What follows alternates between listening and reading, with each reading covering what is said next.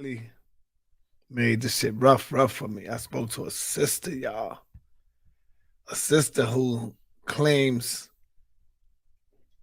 her daughter was involved with some shit with Shaka Utmost as well.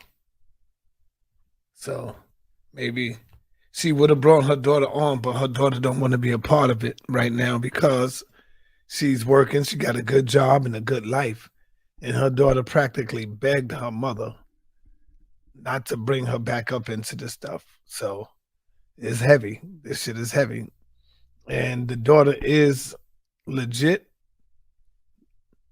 Um, this shit just hurts, man. Damn, man. I'm not saying he did it or he didn't. It just don't seem right to me. You know, the whole shit with the mother and the daughter. Up a little girl, she's 10 years old, man. I didn't know all of that. 10 years old, man. And you growing up, she's growing up and you with the mother. Oh boy, that's just rough. That's rough for me. I couldn't do no shit like that. The hell up out of this story and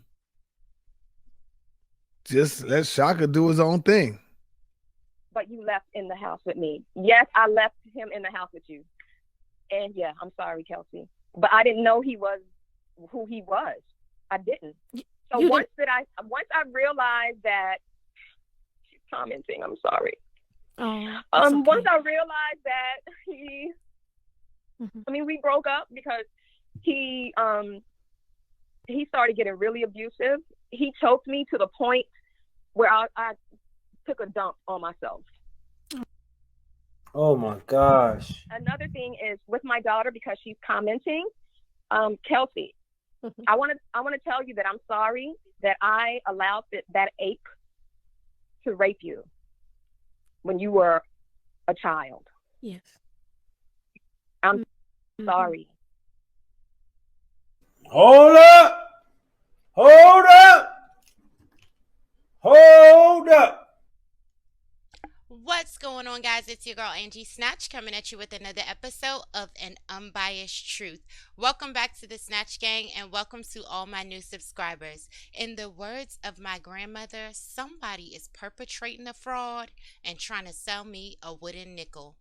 Recently, Shaka Amos had been responding to the allegations made by a woman named Kelsey that he dated her mother at age 10 when she was 10 years old, and at 14, he sexually assaulted her, and that ended up blossoming into a relationship that expanded until about age 24. Now, the story first came out in January when her mother, Nicole, called into a YouTube show alleging that Shaka Amos molested her daughter, which you saw in the intro. Now, the original video was deleted, but I'll link the channel where you can watch it in full below. Kelsey then spoke for herself in an interview with Queen's Throne, alleging that it happened when she was 14 and then grew into a relationship. So Shaka Amos ended up responding to Kelsey's interview in a series of two-part videos exposing her. What he alleges, he describes the relationship as evolving in three parts: parent, confidant, and then lover. And he also that he only slept with her, the daughter of a woman he was dating, who he met at age 10, helped guided, etc. when she turned 18. Saneter, who is the leader, creator of the House of Consciousness, who is tasked with bringing the information to the people, was contacted by Kelsey first to ask if she could tell her story on his platform, even at the risk of not being believed by people, but he shut her down and gave Shaka a call. Then the two of them decided to release a video called The Fake Rape Mafia, and all of us had no idea why, but they knew. Saneter knew. Fast forward to Queen's Throne interview with the victim. Then Shaka's 14-hour live stream showing every salacious thing that the victim Kelsey ever wrote or said, but never addresses the accusations head on of what happened when she was 14. Saneter then drops a pre-recorded interview with Shaka showing his indifference, and the two of them are laughing and joking and coming up with alternative theories of jealousy and other reasons why Kelsey must have made these allegations. But the chat started to flood with people asking to call in. People wanted to call in and speak their piece.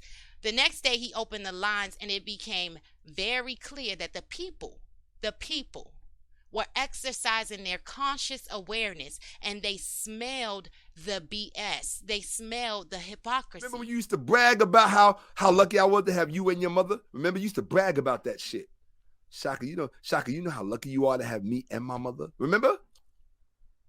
Because I was more of a parent to you than your mother was. And you know that. I was more of a parent to you than your mother was. And you know that. Right. And so we go there, we get in the house, and the minute you seen her, you was like, oh my God, yo, Sal, man. Yo, Sal, bro. When we first got out the car, I actually thought that, and I have no problem with saying this because I'm an honest person. When we got out of the car, I thought she was a little girl because she was so small and so short. And I said, oh, isn't that cute? They sent their daughter down to open the door because the door was so big and she was just struggling with it. Right. And I said, well, why don't they come down and open the door? You sent their little daughter down. And then as we were walking up the steps and I heard you speaking with her, I realized she was the person you were there to interview. And I was like, what? Like blasphemous. That shit is blasphemy. You can't bring no 10-year-old into your home and then end up fucking her when she's legal. You know what that make you look like, King?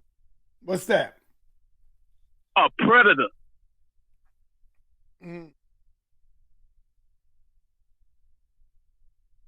From predators, yo.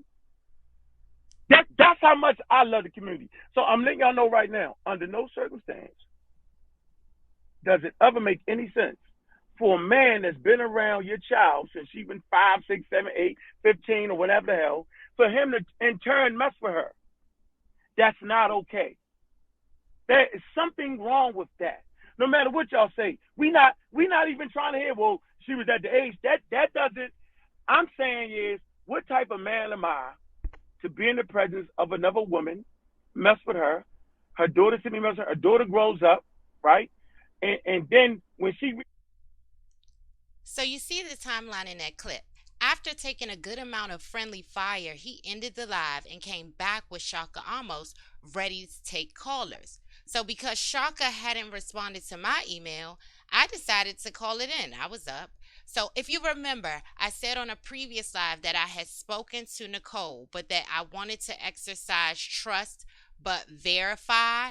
Well, there was a specific argument that Nicole had told me about that if it were true, if I could verify it, it would let me know, it would be enough to let me know that this didn't come just out of thin air in 2021, that in the moment there was some conversation about this. Listen to this. Walls and stuff. And we had talked about me moving into the apartment once his mom moved out, but we got into this big argument. And that's when he said, well, fuck your daughter. I was like, what?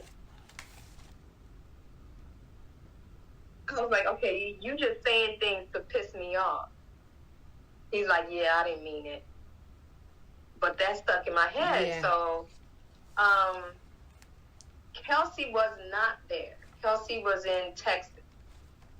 And I called. I said, Kelsey, is this true? Shaka said this. And she said, no.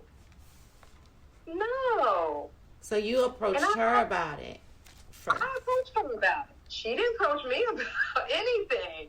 And it was because he said it to you, because kind of the way it came off was like she was having an attitude and she said just one day you said, who did something? Was it Shaka?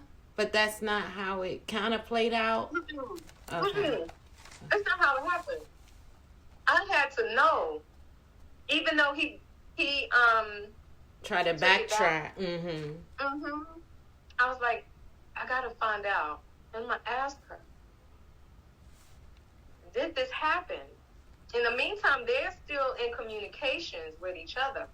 Even when she was in Texas, they were still talking on the phone. I'm thinking, okay, she's telling him about the boyfriends in Texas and all this. And in the meantime, he's, you know, your mother's evil, like planting those seeds, and I can see it.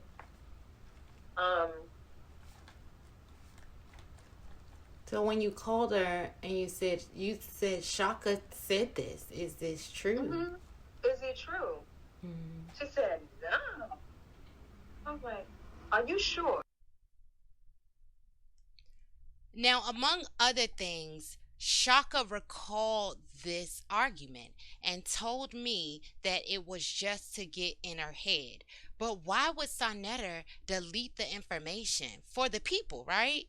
Then come back and say he watched it back and didn't agree. No, you watched it back and you saw that chat and that people weren't buying it.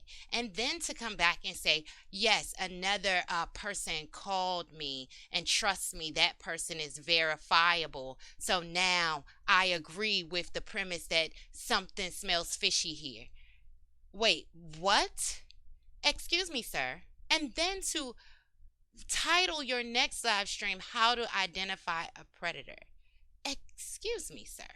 You can never or will never stake a claim as an ally to victims as long as Polite is facing felony charges for allegations involving a minor with DNA evidence and a list of over 20 witnesses to testify at the prosecution's disposal.